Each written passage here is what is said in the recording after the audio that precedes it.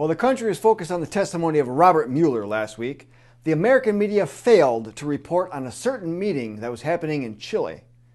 This meeting has a direct bearing on American sovereignty and highlights the buildup of a new world order. We'll talk about that meeting and the NWO strategy in this episode of Analysis Behind the News, where we provide the perspective that you can use to help save American liberty and independence. So, Foreign Brief, an online entity that covers foreign affairs, and it tells us that it objectively reports on geopolitical risk insights, reported last week that finance ministers from the Asia-Pacific Economic Cooperation, also known as APEC, will meet in Chile today for 4 days of talks that will focus on the integration of financial markets through digitization.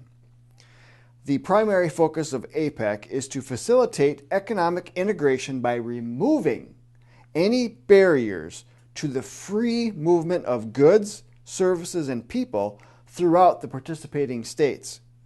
In recent years, the establishment of the Free Trade Area of the Asia-Pacific and the Ease of Doing Business Action Plan have spurred infrastructure, investment, and trade among nation states while eliminating procedures to starting business.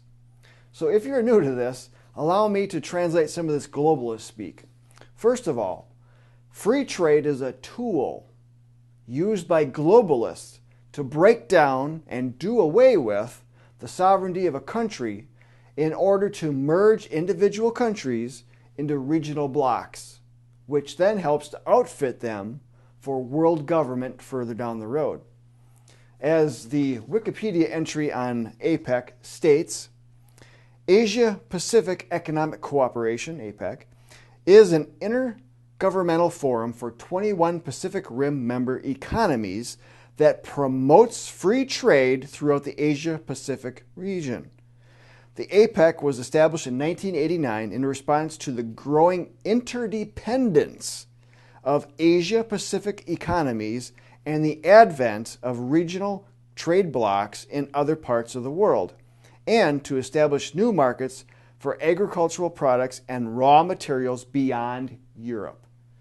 Headquartered in Singapore, the APEC is recognized as one of the oldest forums and highest level multilateral blocs in the Asia-Pacific region and exerts a significant global influence.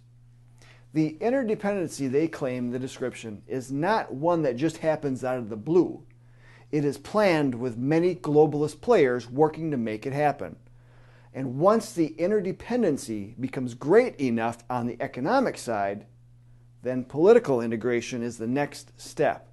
And this is the path the European Union followed, and it's the same basic plan that is being implemented on various scales around the globe.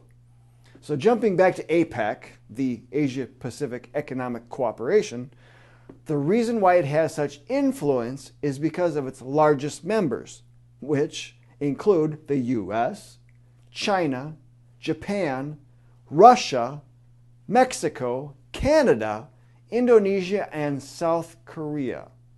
As the article stated, the primary focus of APEC is to facilitate economic integration by removing barriers to the free movement of goods, services, and people throughout participating states.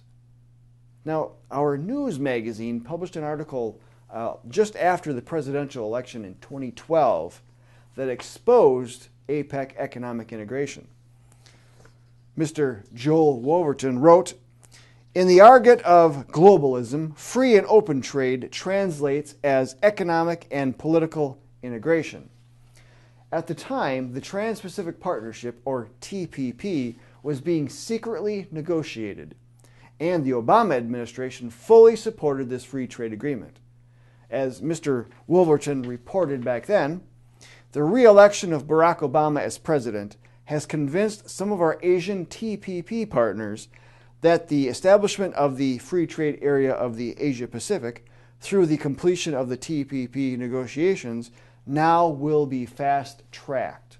And thankfully, that did not happen, and President Trump pulled the U.S. out of the negotiation talks on its first day in office.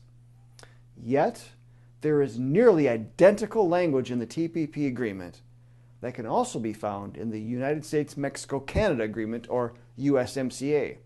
And the USMCA is something that Trump supports. Giving Trump the benefit of the doubt, it appears that the globalists leading negotiations have either won him over or have deceived him regarding what is actually in the agreement. The 4-day meeting in Chile was focused on the digitalization of financial markets, but it also planned to discuss gender equality and to democratize access to the internet and technology. So, using the excuse of technology as a way to pull together cultures, APEC may be coming up with options to regulate access to the internet. Remember, their stated goal is to remove those barriers to the free movement of goods, services, and people to facilitate integration. As Mr. Wolverton again points out in his article, integration is a word that is painful to the ears of constitutionalists and to those unwilling to surrender U.S. sovereignty to a committee of globalists who are unelected by the American people and unaccountable to them. Integration is an internationalist tool for subordinating American law to the globalist bureaucracy at the United Nations. Economic and political integration will push the once independent United States of America into yet another collectivist bloc that will facilitate the complete dissolution of our nation and our states into no more than impotent members of a one-world government. Now, APEC will have an annual meeting in November, and much more will come out about their efforts on integration at that point. But a more immediate threat today is in the USMCA. With Congress now out for August recess, we strongly suggest that you take advantage of this time and visit your congressman in their home district offices. Share with them your concerns about what the agreement will do to the sovereignty of our country. And if you need materials to share with them, visit jbs.org and look for the Stop the USMCA Action Project. That page has plenty of materials that you can read, watch, download, and order, including our newest reprint, The USMCA and the Quest for a North American Union. Now, your help in generating much needed pressure in Congress is very much appreciated. And we ask you to please like and share this video as well as subscribe to it. And until next time, we'll see you then.